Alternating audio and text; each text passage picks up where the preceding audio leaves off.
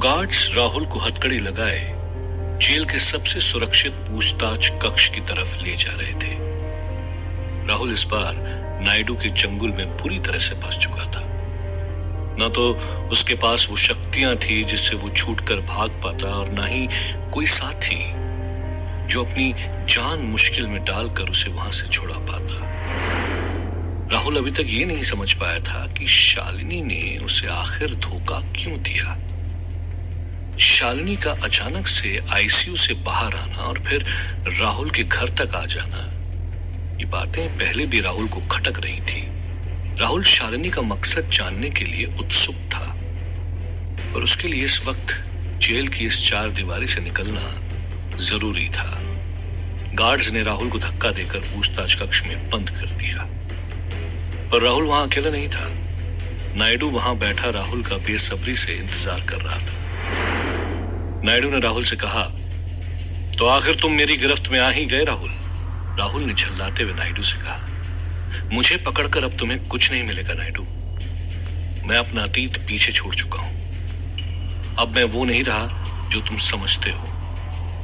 नायडू भी जानता था कि राहुल के पास अब कोई शक्ति नहीं, पर नायडू अब तक पुरानी घटना भूला नहीं था। नायडू ने बांस के डंडे से राहुल की पीठ पर जोर से वार किया। राहुल दर्द से चीखा, आह! नायडू ने हंसते हुए कहा, अब पता चला इंसान को दर्द कैसे होता है। नायडू आज राहुल से अपना पुराना हिसाब किताब बराबर करने के लिए पूरी तरह तैयार था, पर तभी एक गार्ड पूछताछ कक्ष के अंदर आता है और धीरे से नायडू के कानों में कहता है, सर, हमें राहुल के बाप का पता चला है। वो आखिरी बार कमिश्नर साहब के साथ कच्छ के इलाके में दिखा था।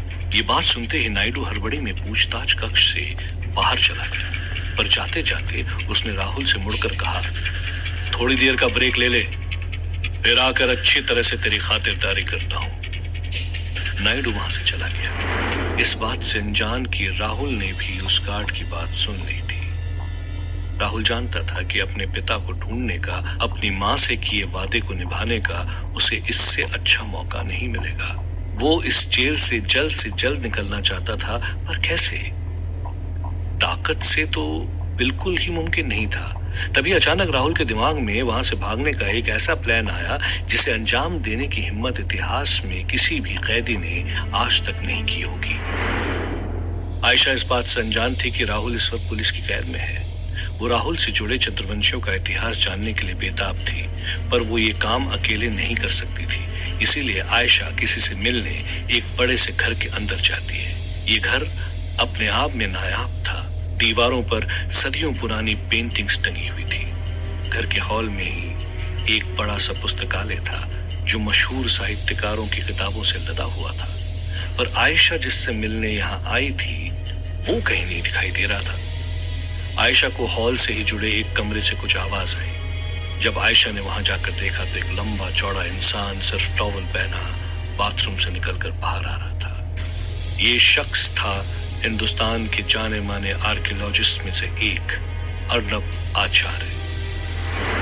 आयशा अर्नब को इस हाल में देखकर शर्मा गई और पलटकर कहा, आई एम सॉरी अर्नब, मुझे पता नहीं था कि तुम नहा रहे हो। पर अर्नब के चेहरे पर कोई शर्म नहीं थी। अर्धनग्न शरीर पर सिर्फ टॉवल से लपेटे हुए अर्नब ने आयशा को पीछे से गले लगा लिया और कहा, ओह आयशा, कॉलेज की मेरी सबसे अच्छी दोस्त, तुम्हें मुझसे शर्म क्या है?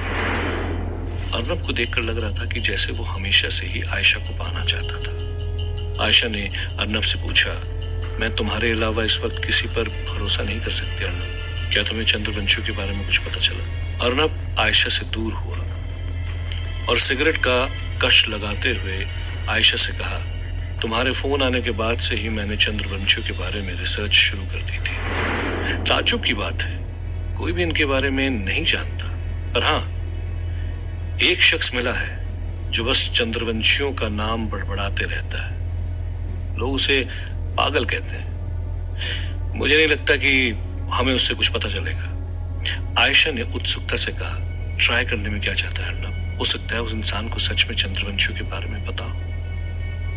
अर्नब ने कहा, ठीक है, मैं तुम्हें उसके पास ले चलता हूं। आयशा अर्नब को तैयार होने के लिए उस कमरे में अकेले छोड़कर कमरे से बाहर जाने लगी। पीछे से अर्नब आयशा के जिस्म को घूर रहा था। आयशा का फिगर भी बिल्कुल जलपरी की तरह था। अर्नब मन ही मन सोच रहा था, ये राहुल कितना लकी निकला। चंद्रवंशियों का खून भी है और चांद जैसी गर्लफ्रेंड भी। हाँ। पर सिर्फ आयशा ही नहीं थी जो चंद्रवंशियों की हकीकत जानना चाहती थी। मास्टर भी चंद्रवंशियों की ताकत से टकराने के लिए बेताब था। राहुल के खून की मदद से वो किसी भी वक्त उस गुफा में जा सकता था, और मास्टर आधी अधूरी तैयारी के साथ चंद्रवंशियों के योद्धाओं से जंग नहीं लड़ना चाहता था, और इसलिए कमिश्नर को साथ लेकर अपनी फौज तैयार करने मास्टर जा पहुंचा था कच्छ के सबसे बड़े विद्यालय में, जहां स्कूल के हॉल में सैकड़ों बच्चे उत्सुक बैठे थे मास्टर का जादू देखने। जोकर के कपड़ों में मास्टर उछलता कूदता स्टेज पर आया और फिर बच्चों को देखकर कहा, बच्चों देखो मेरे हाथ में क्या है। मास्टर ने अपनी मुट्ठी खोली तो उसकी हथेली में कुछ चमक रहा था। बच्चों ने एक आवाज में कहा, जुगनू। मास्टर ने हंसते हुए मंच पर गुलाटी लगाई और कहा, घने अंधेरे कमरे में सबने कहा वो जुगने हैं, पर ना तो वो टिमटिमाई और ना ही वो फड़फड़ाई, क्योंकि वो तो सोने के मोती थे जिसने आसमां में उड़कर अपने पंख फैलाए। ये कहते हुए मास्टर ने अपने हाथ से उस चमकती चीज को जैसे ही हवा में उछाला तो वो एक रंग बिरंगी तितली में तब्दील हो गई। सारे बच्चे उसे देखकर ताली बजाने लगे। मास्टर ने अपने हाथों के जादू से मंच पर ही अपनी गुफा का रास्ता खोल दिया था। वो तितली उड़ते उड़ते उस गुफा में जाकर गायब हो गई। मास्टर ने बच्चों से कहा, इस गुफा में ऐसी ढेर सारी रंग बिरंगी तितलियां हैं, जिसे भी देखना है वो सब अंदर चले जाओ। ये सुनते ही बच्चे भागते हुए मास्टर की उस गुफा में घुसने लगे और अंदर जाते ही वो बच्चे एक एक करके चूहों में बदलने लगे। मास्टर के चेहरे पर हंसी थी, वहीं कमिश्नर समझ गया था कि मास्टर चंद्रवंशियों से लड़ने के लिए अपनी जादुई चूहों की फौज तैयार कर रहा था। मास्टर अब चंद्रवंशियों से युद्ध करने के लिए तैयार था। राहुल के जेल कक्ष के बाहर खड़े दो गार्ड्स तैनाती से पहरा दे रहे थे कि तभी उन्हें अंदर से कुछ गिरने की आवाज आई। जैसे ही उन गार्ड्स ने दरवाजा खोलकर अंदर देखा तो राहुल जमीन पर बेसुध पड़ा था। गार्ड्स ने राहुल को उठाने की कोशिश की पर वो हिल तक नहीं रहा था। आनन फानन में वो गार्ड्स राहुल को जेल के ही अस्पताल में ले गए। किसी को समझ नहीं आ रहा था कि अचानक राहुल को हो क्या गया। डॉक्टर गार्ड्स को बाहर भेजकर राहुल का चेकअप करने लगा। राहुल इसी मौके की तलाश में था। उसने फुर्ती से उठकर उस डॉक्टर की गर्दन पर इस तरह वार किया कि वो डॉक्टर वहीं बेहोश हो गया। राहुल ने जल्दी से उस डॉक्टर की यूनिफॉर्म पहन ली और चेहरे पर मास्क लगा लिया और बाहर आकर गार्ड से कहा, इस कैदी की हालत नाजुक है, जल्दी सीबीआई चीफ नायडू को बुला कर लाओ। दोनों गार्ड्स जैसे ही नायडू को बुलाने के लिए निकले, राहुल चालाकी से डॉक्टर के कपड़ों में जेल के बीचों बीच कई पुलिस वालों की नजरों के सामने से एम्बुलेंस में जाकर बैठ गया। राहुल ने आवाज बदलते हुए ड्राइवर से कहा, जल्दी यहां से चलो। पर तभी ड्राइवर ने पलटकर कहा, कहां जाने की इतनी जल्दी है राहुल? राहुल इस आवाज को जानता था। उसने पलटकर ड्राइवर की तरफ देखा तो वो कोई और नहीं बल्कि नायडू ही था। नायडू ने हंसते हुए कहा, इस बार तेरी हर चालाकी का इंतजाम पहले से ही करके रखा है राहुल। तभी वहां कई गार्ड्स ने आकर राहुल को दोबारा पकड़ लिया। राहुल नायडू के सामने चिल्लाए जा रहा था, नायडू मुझे जाने दे, कच्छ में मेरे पापा की जान खतरे में है। एक बार मैं उन्हें वापस ले आऊं, फिर तुझे जो सजा देनी है दे देना। पर नायडू राहुल की एक नहीं सुन रहा था। शालिनी भी उस वक्त जेल में ही मौजूद थी। उसे राहुल की बेबसी पर हंसी आ रही थी। शालिनी जानती थी कि मास्टर को रोकने के लिए राहुल पर कड़ी नजर रखना जरूरी था। शालिनी वहां से निकलने वाली ही थी कि उसकी नजर जेल में लगे टीवी पर पड़ी, जहां खबर चल रही थी कि कच्छ के एक स्कूल से सैकड़ों बच्चे दिन दहाड़े गायब हो गए थे। शालिनी ये खबर सुनकर चौंक गई थी। उसे पता था कि इस तरह इतने बच्चों को तो सिर्फ मास्टर ही गायब कर सकता है। अगर मास्टर अपनी फौज तैयार कर रहा है, इसका मतलब था कि उसे चंद्रवंशी की गुफा में जाने का रास्ता मिल गया है। राहुल को मास्टर से दूर रखकर भी शालिनी मास्टर को चंद्रवंशियों की गुफा में जाने से रोक नहीं पाई। अब उसके सामने एक ही चारा था, मास्टर के हमले से पहले चंद्रवंशियों को आगाह करना। पर कैसे? शालिनी तो उस गुफा में जा तक नहीं सकती थी, पर राहुल उस गुफा में कभी भी जा सकता था। जिस शालिनी ने राहुल को कैद में डाला था, अब वही नायडू से राहुल को छोड़ने की जिद कर रही थी। पर नायडू ने शालिनी से कहा, शालिनी, तुम्हारी वजह से ही राहुल मेरे हत्थे चढ़ा है, बट आई एम सॉरी, मैं इसे छोड़ नहीं सकता। शालिनी चुपचाप नायडू के कैबिन से निकल गई। शालिनी को राहुल को छुड़ाने के लिए किसी की परमिशन की जरूरत नहीं थी।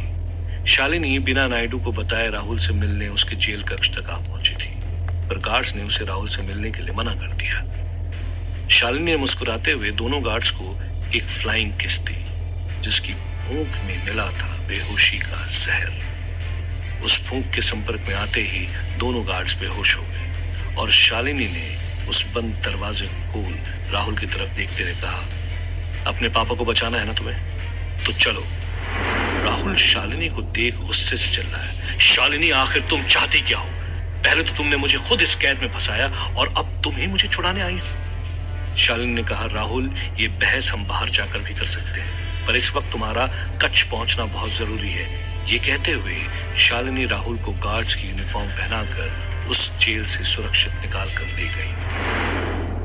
शालिनी का मकसद किसी भी हाल में राहुल को मास्टर से पहले चंद्रवंशियों की गुफा में पहुंचाना था। अर्नब भी आयशा को कार में बैठाकर घने जंगलों के ऊबड़ खाबड़ रास्ते से एक सुनसान जगह पर ले जा रहा था। आयशा ने पूछा, अर्नब, हम कहाँ जा रहे हैं? इतने घने जंगल में कोई रहता भी है? अर्नब ने आयशा को बताया कि इस जंगल में सालों पहले अंग्रेजों द्वारा बनाया गया एक बड़ा अस्पताल था, पर फिर एक हादसे के दौरान उस अस्पताल में आग लग गई और तब से वो इसी तरह बंद है। वो पागल शख्स इसी शहर के भीड़ भाड़ से दूर इसी अस्पताल में रहता है। अर्नब ने जैसा कहा था, वो अस्पताल ठीक वैसा ही था। जहां आकर अर्नब ने कार रोकी। आयशा ने कार से उतर कर देखा तो अस्पताल की दीवारों पर जलने के निशान थे। अंदर आधे जले फर्नीचर अभी भी उसी हाल में पड़े सड़ रहे थे। सीढ़ियों पर लोगों के नाखून के निशान थे। अर्नब आयशा को उस कमरे में ले गया जहां सफेद कपड़ों और लंबे बालों में एक शख्स दीवार पर चांद का आकार बना रहा था। उसे देखकर लग रहा था कि मानो वो कई हफ्तों से नहाया ना हो। उस पागल आदमी ने आयशा की तरफ मुड़कर देखा और पूछा, तो तुम लोग चंद्रवंशियों के बारे में जानना चाहते हो? अर्नब ने कहा, हाँ, तुम्हें जो कुछ पता है। पर उस पागल शख्स ने अर्नब की बात काटते हुए कहा, मेरे हर सवाल का जवाब ये खूबसूरत लड़की देगी। वो पागल आयशा के पास आकर खड़ा हो गया। उसने पूछा, तुम्हारा क्या नाता है चंद्रवंशियों से? आयशा ने सहमते हुए कहा, वो मेरा बॉयफ्रेंड, वो चंद्रवंशियों को लेकर परेशान था। इतना सुनते ही पागल जोर जोर से ताली बजाने लगा और बिस्तर पर चढ़कर कूदने लगा और फिर अचानक से शांत होकर उसने कहा, चंद्रवंशियों की नजर जिस पर पड़ गई उसकी मौत तय है। अब कोई नहीं बचा सकता तेरे यार को। वो लोग कोई आम इंसान नहीं है। चांदनी रात में उनसे ज्यादा कोई ताकतवर नहीं होता। जब से मेरा सामना एक चंद्रवंशी से हुआ, तब से मैं ऐसा हो गया। वो मुझे ढूंढते ढूंढते यहाँ आ जाएंगे, मुझे मार डालेंगे। आयशा उस पागल की हरकत देखकर डर गई थी। अर्नब ने उस पागल को मनाने की कोशिश की, पर उसने अचानक से पास में पड़ी नुकीली रॉड उठा ली और कहा, डरो मत, मैं तुम्हें कुछ नहीं करूंगा। तुम दोनों को अब कोई नहीं बचा सकता, ना भगवान और ना कोई शैतान। और तेरा यार तो पक्का मरेगा। ये कहते हुए एक झटके में उस पागल ने उस रॉड से अपना गर्दन काट लिया। आयशा ये देखकर जोर से चिल्लाई और अर्नब से आकर लिपट गई। ये भयानक मंजर देख अर्नब भी चौंक गया था। आयशा ने डरते हुए कहा, अर्नब, हमें राहुल को बचाना होगा, हमें राहुल को बचाना होगा। लेकिन आयशा ये नहीं जानती थी कि जिन चंद्रवंशियों से राहुल को बचाना चाहती थी, राहुल उन्हीं से मिलने शालिनी के साथ कच्छ के रास्ते निकल पड़ा था।